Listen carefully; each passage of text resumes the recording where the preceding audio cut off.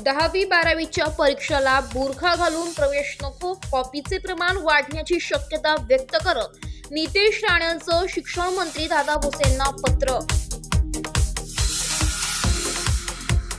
सरपंच देशमुखांच्या हत्येला 50 दिवस पूर्ण, आरोपी कृष्ण आंधळेही 50 दिवसांपासून फरार. धनंजय मुंडेंच्या राजीनाम्यासाठी आंदोलक आग्रही.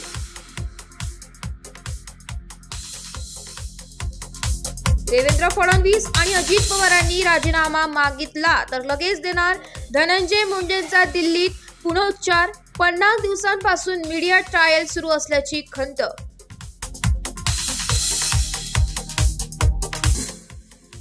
पन्नास दिवसांपासून पक्ष बदनाम होत असेल तर लगेच राजीनामा दिला असता.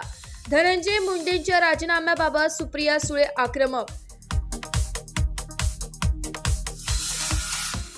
मराठा आरक्षणाची मुंबई उच्च न्यायालयात पुन्हा सुनावणी होणार. सरकारी नोकऱ्या आणि शिक्षणात मराठा आरक्षण कायद्याला आव्हान देणाऱ्या याचिकेवर होणार सुनावणी.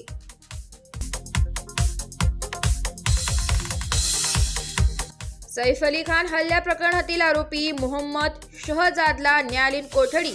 ओळख पटवण्यासाठी सॅम्पल फॉरेन्सिक लॅबला पाठवणार.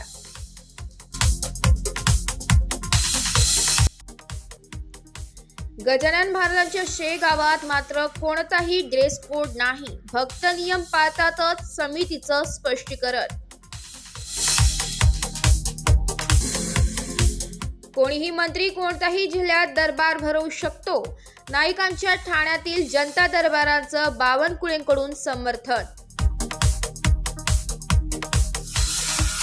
पुण्यातील कमला नेहरू रुग्णालयात न्यूरोलॉजिस्टच नाही, त्यामुळे रुग्णांची गैरसोय. जीबीएस रुग्णांच्या जीवाशी महापालिका खेळते का? संतप्त सवाल.